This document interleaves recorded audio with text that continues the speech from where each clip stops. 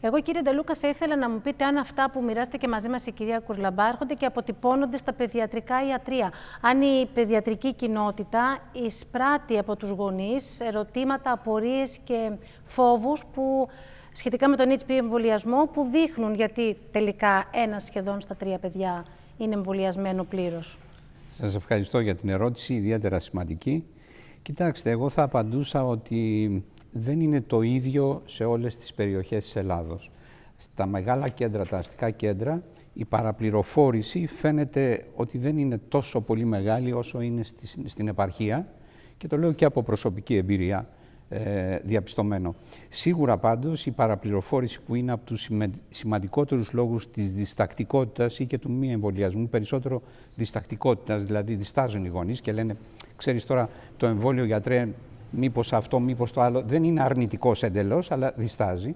Ίσως είναι η παραπληροφόρηση από τους σημαντικότερους λόγους που δημιουργεί αυτό το πρόβλημα. Και βέβαια η διστακτικότητα οφείλεται στο ότι έχουν κακή ενημέρωση από τα διάφορα μαμαδογκρουπ, στα site που μπαίνουν, από τη σπέκουλα που γίνεται στο χωριό, στην επαρχία, ο ένας με τον άλλον, ιδίως μετά τον κορονοϊό, που δυστυχώς στοχοποιήθηκε ένα από τα εξαιρετικότερα εμβόλια που είχαμε για τον κορονοϊό και έδωσε αφορμή και λαβή για να συνεχίζεται αυτή η ιστορία της παραπληροφόρησης. Και είναι συνήθως, μα ξέρεις γιατρέ, το παιδί μου ακόμα δεν έχει ξεκινήσει σεξουαλικές επαφές, γιατί να του το κάνω νωρίτερα. Και είναι πολύ σημαντικός αυτός ο παράγοντας και θα πρέπει ο γιατρός να διαθέσει χρόνο εκείνη τη στιγμή να του πει, ή και διάφορα άλλα, όπως μπορεί να μείνει στήρο το παιδί μου με το εμβόλιο, είναι ένα εμβόλιο που μπορεί τελικά να του κάνει καρκίνο. Τα έχουμε ακούσει όλα αυτά και μας τα μεταφέρουν, όμως ξαναλέω ότι είναι μικρό το ποσοστό, δεν είναι μεγάλο. Και δεν είναι ο κύριος λόγος που τα ποσοστά του εμβολιασμού για τον HPV είναι χαμηλά. Να ρωτήσω, να μας πείτε εντάχει ποιοι είναι οι λόγοι λοιπόν για τους οποίους θεωρείτε ως παιδίατρος και εκπρόσωπος των παιδιάτρων είναι ποσοστά που δεν είναι ικανοποιητικά. Ναι, βεβαίως.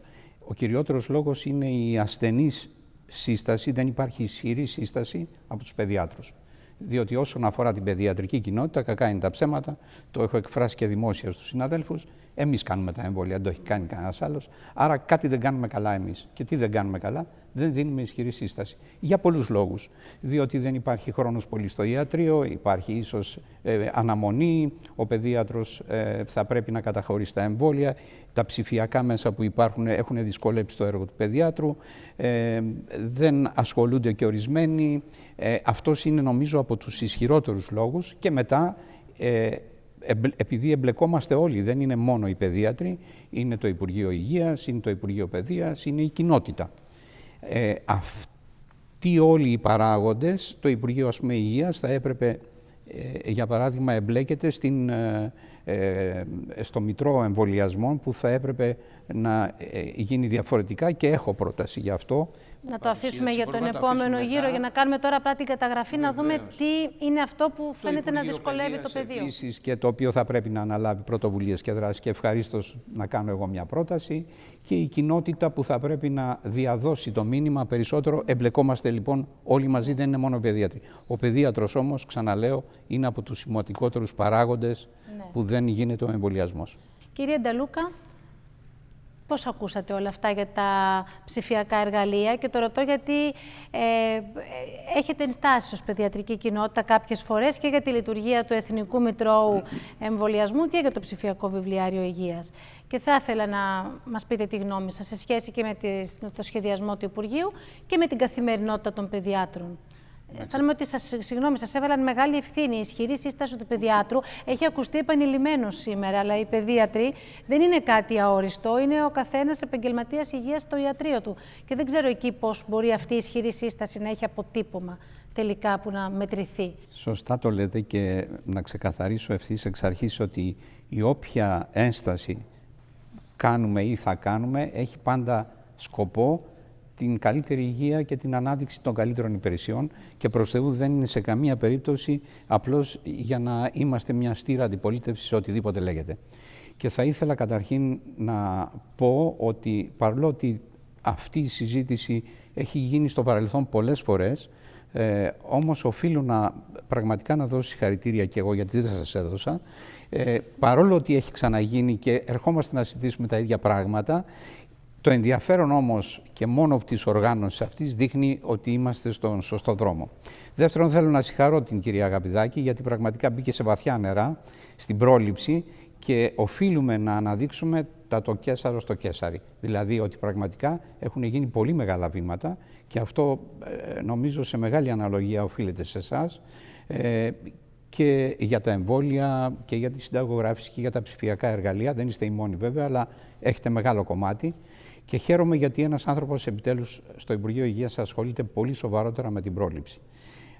Θέλω, για να μην τρώω χρόνο, εγώ είμαι και πρακτικός άνθρωπος, μου αρέσουν οι απλές κουβέντες και για το αποτέλεσμα. Πραγματικά εντυπωσιάστηκα με το τελευταίο που είπατε για τον ψηφιακό βοηθό και το άλλο που είπατε ήταν το... Ναι, και είναι κάτι το οποίο θα... Και είναι ακόμα ένα, κύριε Νταλούκα, να το πω γιατί θα σας αρέσει.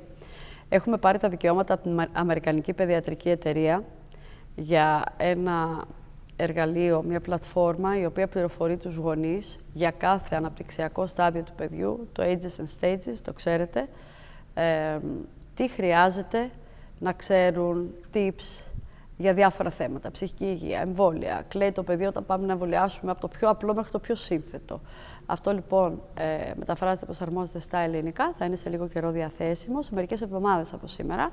Και αυτό θα βοηθήσει τους παιδιάτρους και είναι, το ξέρετε, από το US Preventive Task Force, ό,τι καλύτερο υπάρχει στον κόσμο σε επίπεδο παροχής, ενημέρωσης, πληροφόρησης και ανάπτυξης δεξιοτήτων των γονιών.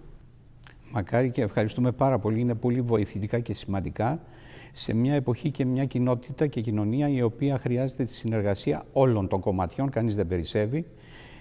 Και σας ευχαριστώ που κατάλαβα καλά, έμεσα πλην σαφώς προτείνετε συνεργασία.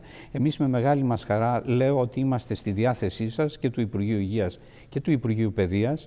Ο παιδίατρος ούτως ή άλλως εκ του ρόλου του παρέχει πρωτοβάθμια φροντίδα υγείας στη χώρα μας, μια μοναδική δυνατότητα στον κόσμο, αν θέλετε. Λίγες χώρες έχουν αυτή τη δυνατότητα και θα πρέπει να αξιοποιηθεί, κατά την ταπεινή μου άποψη, αυτή η δυνατότητα που έχει ο παιδίατρος. Γιατί και στις οικογένειες μπαίνουμε και μιλάμε με τις οικογένειες, γινόμαστε φίλοι και περνάει καλύτερα ο λόγος μας και παρέχουμε λειτουργία πρωτοβάθμια σε επίπεδο τόσο όσο χρειάζεται πραγματικά για να αυξήσουμε την ποιότητα ζωής και των παιδιών αλλά και του κόσμου.